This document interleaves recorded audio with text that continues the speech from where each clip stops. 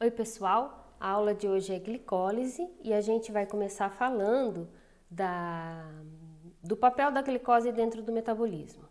A gente vai seguir a glicose, a reação, a primeira etapa que a gente vai estudar vai ser a oxidação via glicólise, dessas 10 etapas que nós vamos ver, até piruvato. Mas a glicose dentro do metabolismo segue muitos outros caminhos. Um deles que a gente pode citar aqui é a formação de moléculas armazenadoras de energia, no caso de glicogênio nos animais e amido nos vegetais, além de sacarose. Uma outra via que importante que a glicose participa é na síntese de ribose 5-fosfato, uma via que a gente chama de via das pentose e a gente vai ver também posteriormente. Para dar um overview daquilo que a gente tem que ver, do que vai ser a via glicolítica, eu mostro para vocês essa imagem que tem no VOET, que é uma imagem que resume aqui com os símbolos, para ficar menos complicado, aqui com os nomes e já incluindo os nomes das enzimas, e aqui as fórmulas de cada um desses intermediários da via glicolítica, tá? Bom, a gente vê aqui que a via glicolítica, então, é essa sequência de reações onde a gente sai de glicose e chega até aqui a 2 piruvatos. Nesse caminho tem várias reações que acontecem na sequência, 10 no total, aqui elas estão numeradas, são 10 no total e a gente vai ver reação por reação, etapa por etapa, aonde a gente tem consumo de energia, produção de energia, porque a gente não pode esquecer e ter em mente que a via glicolítica é uma via oxidativa, portanto, perde elétrons. Se ela perde elétrons, aquelas moléculas que nós falamos vai captar esses elétrons, então a gente vai ver que tem formação de NADH, como a gente propôs que existe dentro do metabolismo, e vai haver o consumo e a produção de ATP, além da formação daquelas moléculas que têm alta energia de hidrólise que nós comentamos na aula passada. Tá? Então, resumindo, a via glicolítica, essa sequência de 10 reações, onde a gente sai de glicose, aqui ó, uma substância que tem 6 carbonos, e chegamos em 2 piruvatos, uma substância de 3 carbonos. E essa sequência que a gente vai estudar, e a gente vai já olhando aqui, a gente vê que essa sequência de reação não depende de oxigênio. Portanto, a gente entende e considera essa via glicolítica uma via anaeróbia, que acontece na ausência de oxigênio. E isso tem todo sentido, porque nos primórdios, quando iniciamos a vida, ou se iniciou a vida na Terra, muitos, então, iniciou exatamente por essa questão dos organismos não precisarem de oxigênio para obter energia. E essa é uma via, vamos dizer assim, inicial de produção de energia. É a via mais estudada, vários cientistas se debruçaram sobre ela, prêmios Nobel saíram desses estudos, e ela é muito conhecida nos seus intermediários e nas funções e estruturas das proteínas que estão envolvidas nessa via. Bom, aí para a gente resumir, a glicose, depois que chegar dessas 10 reações que são a glicólise e a gente chegar em piruvato, esse piruvato pode ainda ter outros destinos, que nós vamos discutir separadamente. Mas é importante que a gente saiba que se a gente considerar a glicose vindo até CO2 e água, a gente tem uma oxidação completa do açúcar, né? Se chegar em lactato é uma oxidação parcial, etanol também é uma oxidação parcial. Portanto, já é intuitivo saber que essa é a via, a oxidação completa, que produz maior energia, energia que é traduzida na forma de ATP. E os processos fermentativos são processos menos energéticos, porque as moléculas não estão completamente oxidadas. A produção total de energia na glicólise, que é de glicose até piruvato, é consumo de 2 ADPs, 2 NADHs, com a formação de 2 piruvatos, 2 ATPs, 2 NADHs. Então, a glicólise produz energia na forma de ATP e de NADH. Energia essa que é utilizada para os processos biológicos do organismo que realiza a glicólise como obtenção de energia, como meio para obtenção de energia. Bom, esse é um esquema que tem no Leninger e nesse esquema a gente, só resumindo, o Leninger traz, e a maioria dos livros trazem, uma divisão entre as fases da glicólise, entre uma fase preparatória e depois uma fase de pagamento. O que é a fase preparatória? Nessa fase preparatória, a gente parte de 6 carbonos e é justamente no fim dessa fase preparatória que a gente já tem a formação de 2 moléculas com 3 carbonos. Mas por que uma fase preparatória? Porque essa fase, quando a primeira reação já, que é a fosforilação da glicose, a glicose 6-fosfato, leva ao consumo de ATP.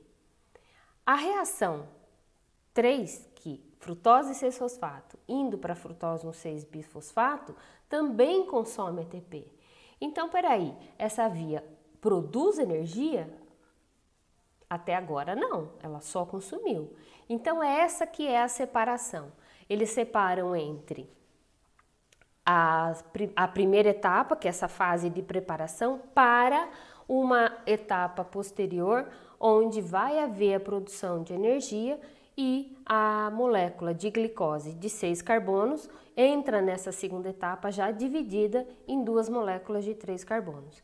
E aí tem a fase que é a fase de payoff, quer dizer, pagamento, que é a conversão oxidativa, então, daquele intermediário de 3 carbonos, que é o gliceraldeído 3-fosfato, até piruvato, com acoplamento da formação de ATP e NADH. E, portanto, aquela energia necessária para que começasse a via glicolítica vai ser paga e vai sobrar um troco de energia para o organismo, como a gente vai vendo. Lá, vocês viram, é consumido 2 ATPs na fase preparatória. Aqui são produzidos, porque são 2 moléculas de gliceraldeído. Então, cada molécula de gliceraldeído vai produzir um NADH, portanto, 2 moléculas de NADH. Nessa outra reação, mais 2 ATPs e no final mais 2 ATPs. Então, aqueles 2 ATPs que foram inicialmente investidos nessa reação vão ser balanceados pela produção de energia na fase de pagamento, tá bom? E aí, o saldo líquido, portanto, de energia da glicólise serão 2 NADH e 2 ATPs, até chegar em piruvato. Por que se considera e classifica piruvato um desses? Ah, não para em piruvato. Não, não para em piruvato. Mas piruvato é um intermediário muito importante, que segue caminhos muito diferentes, nós vamos ver isso nessa aula ainda, e por isso que até piruvato a gente tem essa produção de energia, por isso que a gente já determina isso como um ponto importante da via, uma rota importante. Então, glicólise é a sequência de 10 reações catabolizadas ou enzimaticamente catabolizadas e que leva à produção de 2 moléculas de piruvato. Tá? Então, a gente começa inicialmente na primeira reação, aquela que eu falei rapidamente ali quando eu mostrei o esquema, que é a glicose sendo fosforilada. Lembra que eu mostrei para vocês nas moléculas fosforiladas, que elas são moléculas que têm mais energia de hidrólise? Então, se eu vou formar uma molécula mais energética, eu tenho que dar aí uma energia, colocar uma energia. Da onde vem essa energia? Como eu mostrei para vocês, vem da hidrólise do ATP. Então, o ATP vai ser hidrolisado, formando glicose 6-fosfato. A enzima que participa dessa reação, e vocês veem que aqui, ó, está muito deslocada no sentido do produto, porque este é um ponto de regulação da glicólise. Ou seja, a primeira etapa já vai me dizer precisa ou não precisa acontecer essa reação. Então, a hexoquinase é a enzima envolvida nessa primeira reação. Tem várias hexoquinases. Nesse caso aqui, recordando que hexoquinase, que as quinases são enzimas que estão envolvidas na transferência de fosfato. Hexo, então o fosfato vai para o carbono na posição 6. Então, glicose passa a ser glicose 6-fosfato pela ação da enzima hexoquinase. Como eu deixei aqui anotado para vocês, tem 4 isoenzimas. Vocês lembram isoenzimas? São enzimas que têm a mesma função, mas são moléculas diferentes. Dessas 4 isoenzimas, a 1, a 2 e a 3 têm um KM mais baixo. O que quer dizer KM mais baixo? Vamos retomar aí. Quanto menor o KM, maior a afinidade, não é mesmo? Portanto, essas enzimas captam poucas concentrações já de glicose para poder fazer a reação de fosforilação. Mas elas têm um porém, elas são inibidas pelo produto. Então, tanto glicose, hexoquinase 1, 2 e 3, elas são inibidas pelo produto que é a glicose 6-fosfato. Portanto, se acumular a glicose 6-fosfato, elas param de fosforilar. Mas tem uma outra enzima, uma outra isoenzima, que é a isoenzima 4, também conhecida como glicoquinase.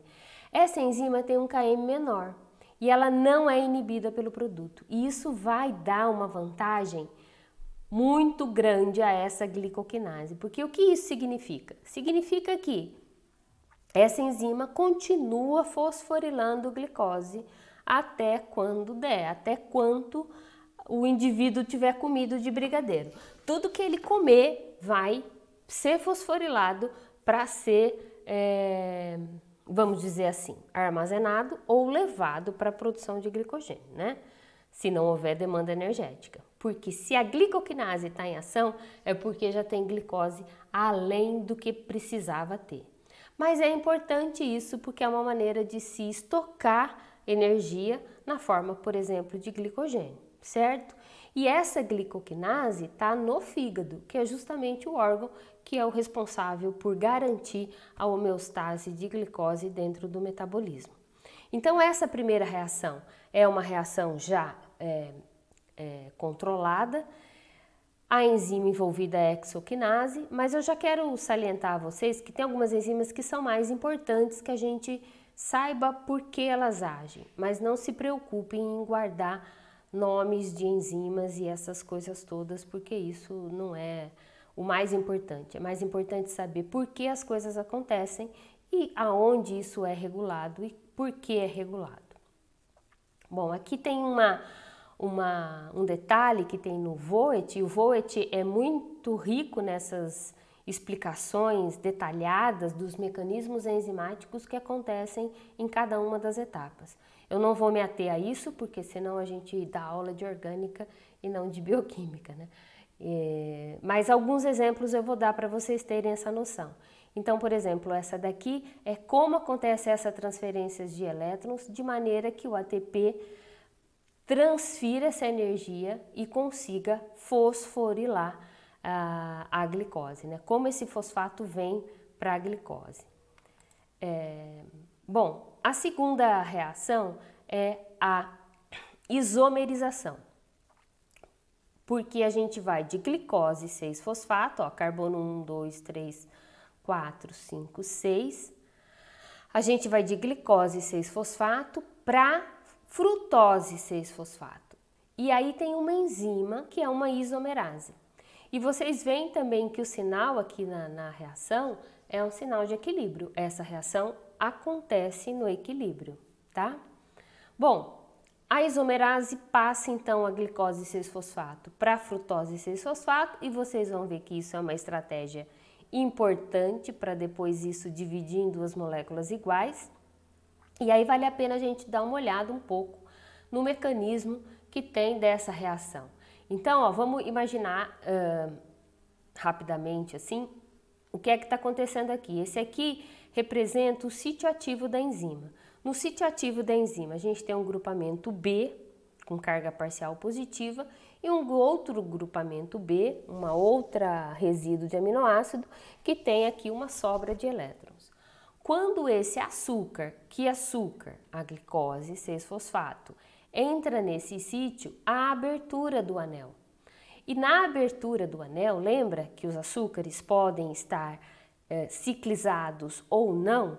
Então, quando eles entram nesse sítio ativo, ocorre a abertura desse anel. E na abertura do anel, já dá para vocês verem aqui como vai acontecendo essa transferência de elétrons entre o açúcar e as cadeias laterais do sítio ativo da enzima, até trocar esse próton com o meio, forma esse intermediário cis, enodiolato, até que fecha novamente o anel e aqui a gente já tem a formação da frutose 6-fosfato e a enzima continua exatamente como sempre, né? Ou seja, intacta, que é isso que é uma catálise enzimática.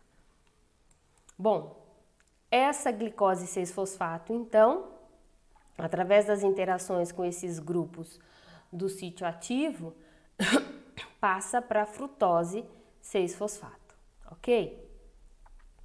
A frutose, numa reação mediada por uma isomerase e que está no equilíbrio. Essa é a segunda reação. Terceira reação.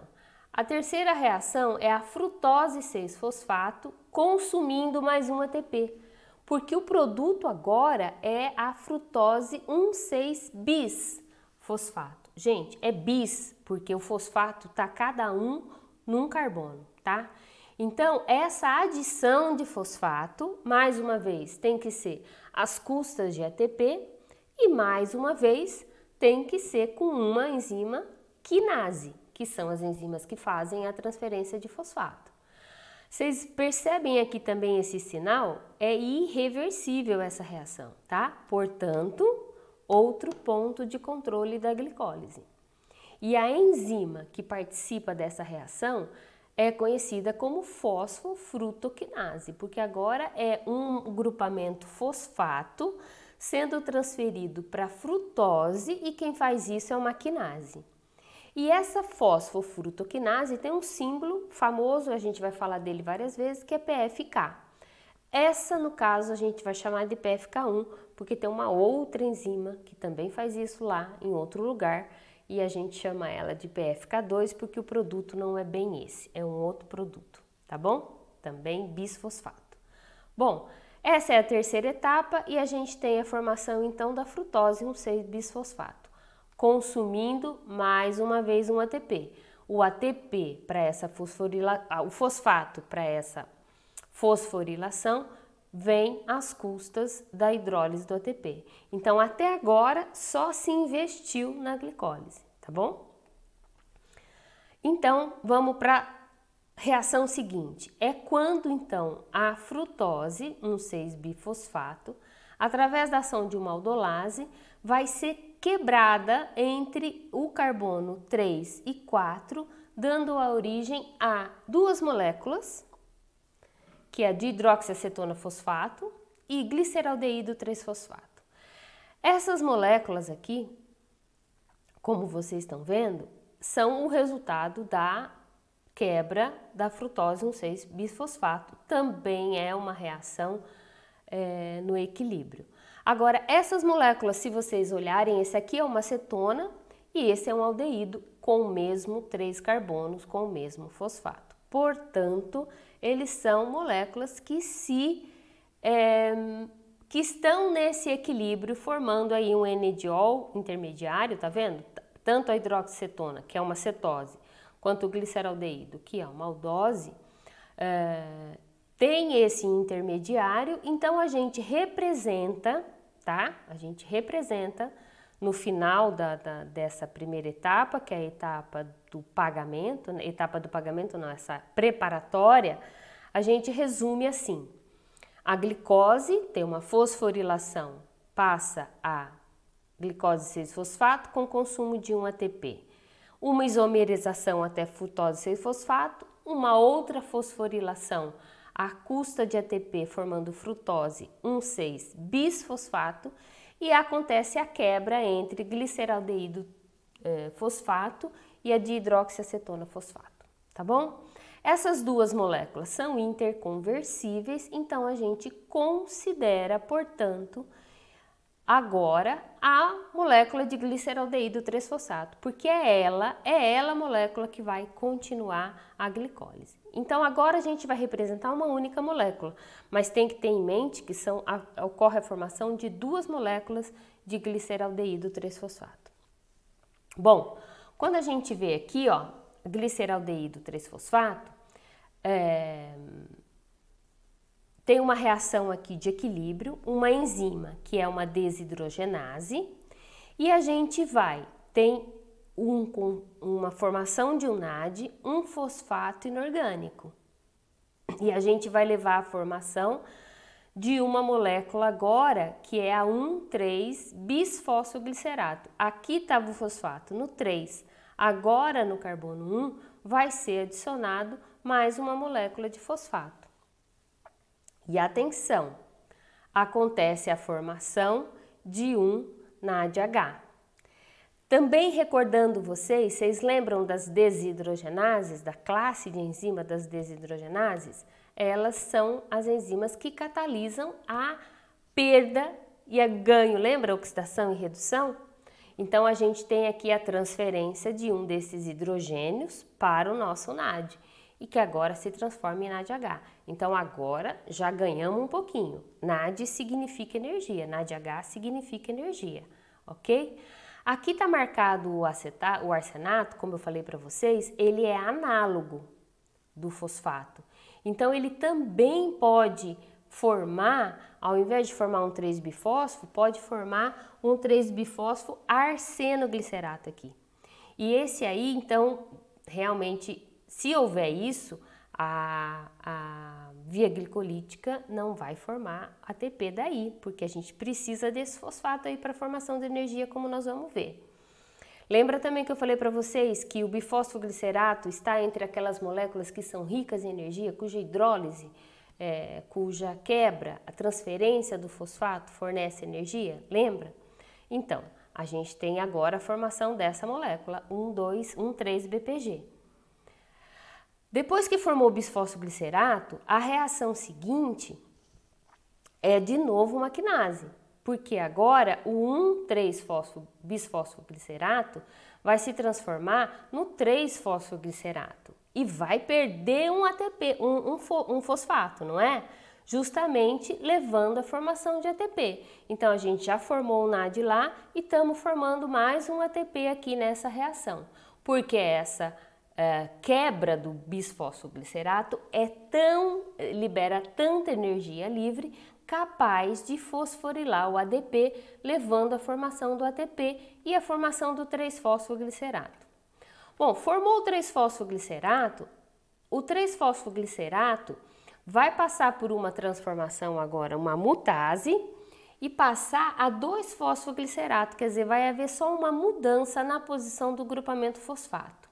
É uma reação que acontece próximo do equilíbrio, a variação de energia é próxima, é pequena, mas a gente vê que esses intermediários estão sempre em concentrações muito baixas na célula, então o equilíbrio químico leva à ocorrência dessas reações. Bom, formamos o 2-fosfoglicerato. E aí a gente vai para uma das etapas finais, que depois da formação do 2-fosfoglicerato, uma enolase vai levar à formação do fosfoenolpiruvato, né? Esse fosfoenolpiruvato também é uma daquelas moléculas que eu falei para vocês, cuja energia de hidrólise é uma energia que libera muita energia livre, mais ainda que a hidrólise do ATP, tá? Então, de 2-fosfoglicerato, 2-PG, a enolase, olha aqui, ó, tem uma água aqui que vai se perder para levar à formação dessa dupla e formar o enol piruvato, tá? Bom, o fosfenol piruvato, essa molécula que tem muita energia de hidrólise, pode então levar à última etapa da via glicolítica, que é a formação do piruvato. Agora, lembra que eu falei para vocês que essa é uma reação que leva à formação de ATP, porque a hidrólise do fosforopiruvato, ela transfere tanta energia livre, ela tem tanta energia livre de hidrólise que ela é capaz de fosforilar o ATP, que também tem uma alta energia de hidrólise. Então, mais uma vez aqui, então, o último ATP formado e a gente chega no piruvato. É importante a gente ver aqui que a última reação é catalisada pela piruvato quinase. E como vocês veem aqui também, a seta tem só um sentido porque é mais um ponto irreversível de controle da via glicolítica. Bom, chegamos até então piruvato. Então, resumindo essa fase agora de pagamento, a gente sai de gliceraldeído 3-fosfato, né, daquele que veio lá da quebra da frutose 1,6-bifosfato, e já ganhamos uma energia aqui com a produção de NADH. Então aqui tem uma geração de um composto altamente energético, que é o NADH. Leva à formação de um 3-bifosfato, que é uma molécula cuja hidrólise também fornece grande variação de energia livre. Então tem o que a gente chama de fosforilação a nível de substrato, porque fosforila o nosso substrato, desfosforila, na verdade fosforila o ADP, produzindo aqui o ATP, tá? E aí produção de energia. Esse 3-bifosfato vai sofrer um rearranjo, como a gente viu com a mutase, formando 2 fosfoglicerato, e aí o fosfenolpiruvato, também mais uma vez com a geração de outro composto altamente rico em energia, tá? Aqui a última reação que leva à formação de piruvato e mais uma vez a formação de ATP, que é mais uma vez também uma fosforilação em nível de substrato. Aí a gente tem agora a reação global energética da glicólise, que é então uma reação que leva à formação para cada glicose 2 piruvatos, 2 ATP e 2 NADH. A gente ainda não viu, mas esse NADH, quando transferir esses elétrons transferidos pelo NADH, tem um equivalente em ATP, tá? Então a gente sempre considera cada NADH que entrega elétron lá no final, um NADH corresponde a 2,5 ATP. Então é bastante ATP que formou aqui. Se são 2 NADs, são 5 ATPs, o equivalente a 5 ATPs. Mais 2 ATPs formados também nessa primeira reação. Então, a via glicolítica até piruvato leva à formação de energia, formação de NAD e a formação do piruvato. Essas são as 10 reações que inicialmente foram estudadas e a gente vê que há produção de energia sem que haja necessidade de haver oxigênio, não é? Não teve produção de ATP, não teve produção de NADH, oxigênio não apareceu aí. Então, a gente conhece a via glicolítica, uma via anaeróbia, não precisa, para acontecer, da presença de oxigênio, ok? Bom, seguindo isso, a gente retoma e é isso aqui tudo que a gente viu. Glicose vindo para 2 piruvatos com toda essa sequência de reação. Tá? Cada uma dessas moléculas são as moléculas que a gente viu, aqui o apelidinho delas, então agora já dá para olhar isso aqui muito menos assustador. Essas são as sequências de reação. Então lembra que eu falei para vocês, quando a gente está num processo oxidativo, a gente está retirando elétrons do processo e transferindo energia, tá? Na forma de energia livre, por exemplo, como ATP. Então a glicólise, para iniciar, precisou investir nela e depois ela deu retorno, que foi a produção de mais 2 ATPs e de 2 NADH, tá bom? Então, uma glicose dá origem a 3 piruvatos. Aí, só para mostrar, esse é um esquema que tem no Voet, dos destinos deste piruvato. Mas não está completo esse destino aqui, eu vou mostrar depois uma outra imagem que tem no Horton. O piruvato, uma vez formado o piruvato pode vir, na sequência que nós vamos estudar agora, no ciclo do ácido cítrico até CO2 e água, oxidação completa, levando à formação de NADH, e esse NADH vai entrar numa cadeia transportadora de elétrons, que a gente vai estudar, que é a fosforilação oxidativa, e transferindo essa energia, produzindo ATP. Aqui não estão representados nem os consumos, nem a produção de ATP em cada via, só o poder redutor delas, que é a formação de NADH. Bom, a glicose até piruvato produz NADH, piruvato a lactato, a gente vai ver cada uma dessas reações, mas aqui acontece uma redução e uma oxidação, não é? O NADH aqui é consumido, formando NAD+, portanto aqui aconteceu uma oxidação, perdeu o próton. Uma oxidação porque quem se reduziu foi o piruvato. Piruvato se reduz a lactato ou pode se reduzir também a etanol na fermentação alcoólica, que alguns organismos são capazes de realizar, como por exemplo as leveduras, que também levam ao consumo de NAD. O piruvato pode sofrer uma carboxilação e ir para oxalacetato. Oxalacetato é um intermediário importante que a gente também vai ver dentro do metabolismo, que leva, ou um intermediário importante que leva à formação de glicose numa outra rota contrária à glicólise, que é a gliconeogênese, ou seja, a formação de glicose a partir de outras moléculas não glicídicas, como por exemplo o oxalacetato.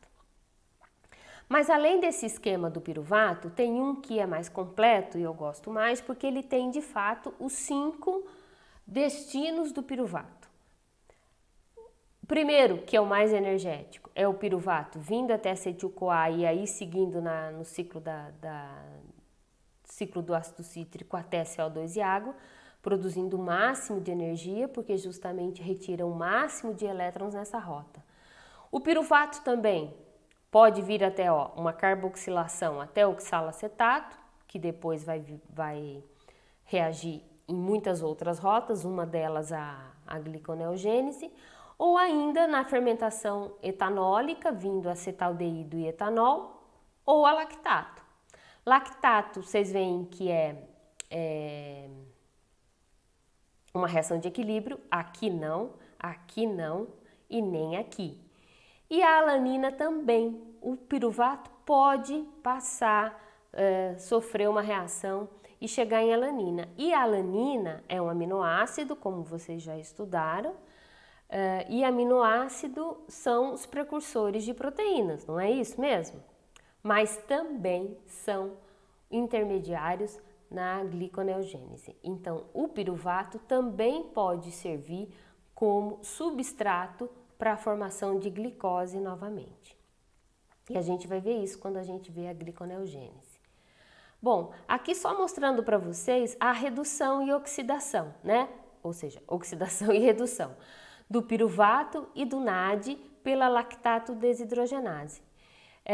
Hidrogenase, mais uma vez, envolve as reações de oxidação e redução, então sempre ou quase sempre a gente vai ter uma hidrogenase nas reações aqui de oxidação e redução. Então, o NAD vai se oxidar a NAD+, e o piruvato, que é aqui uma dupla O, vai se transformar no lactato, um OH, uma hidroxila aqui no carbono 2, tá? Foi reduzido, enquanto o NAD foi oxidado. Bom, essa rota, a rota de fermentação no lactato, produz alguma energia, né? Produz 2 ATPs, mas nós vamos ver que o lactato ainda tem muitos elétrons e essa produção de energia é uma produção de energia muito pequena comparável à produção de energia da rota completa, tá?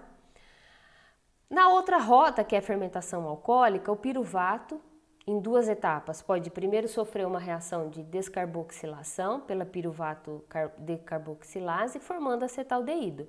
Então, aqui, o que a gente vê?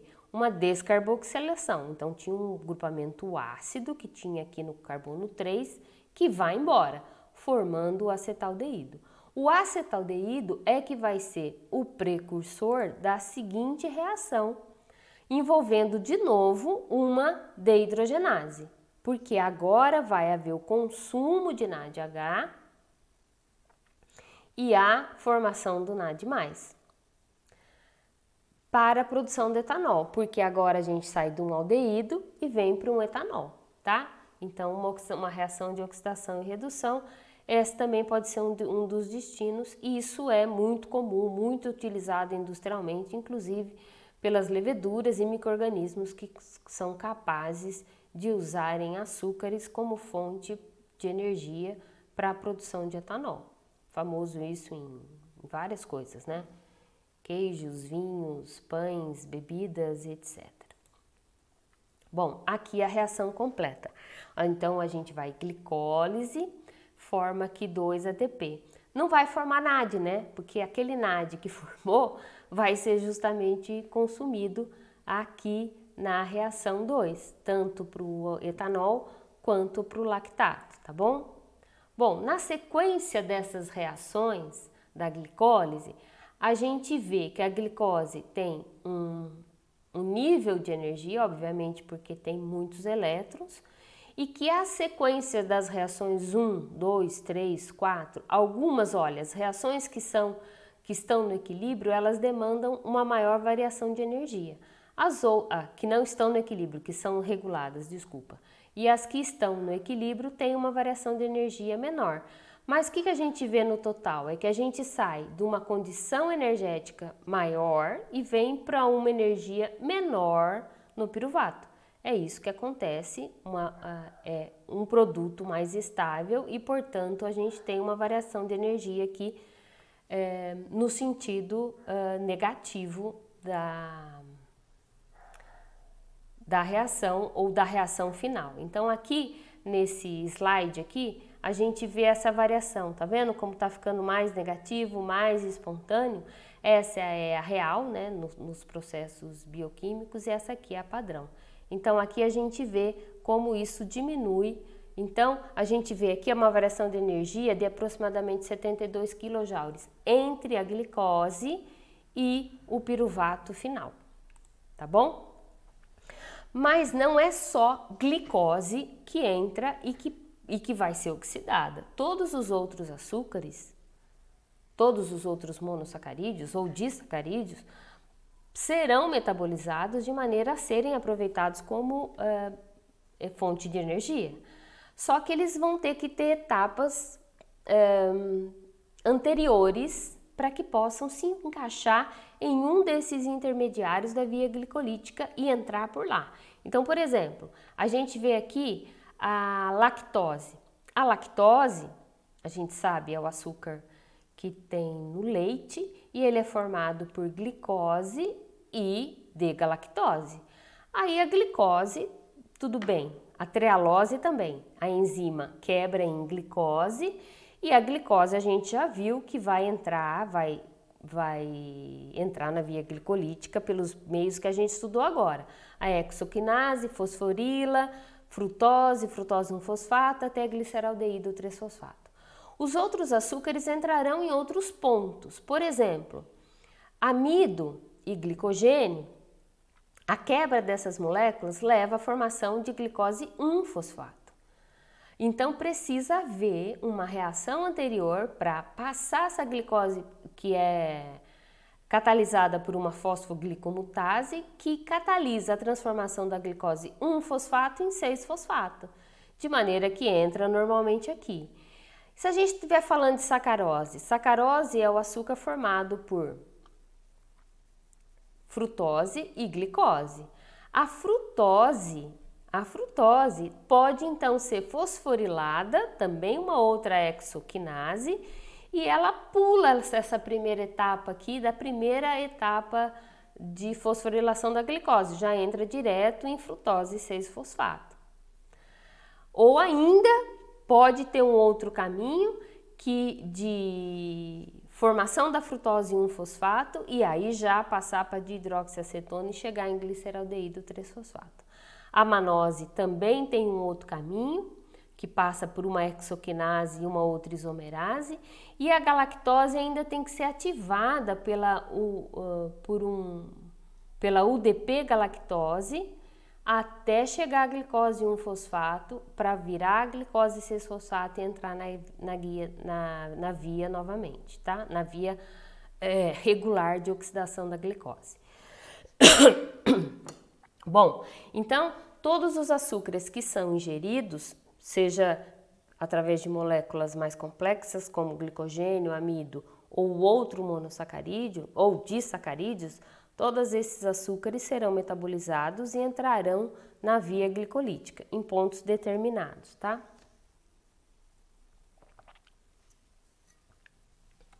Vamos lá. Aí a gente tem que falar da regulação da glicólise. Como é que vai acontecer a regulação? Eu já fui falando para vocês algumas dessas etapas regulatórias das reações. Então, espera aí um pouquinho.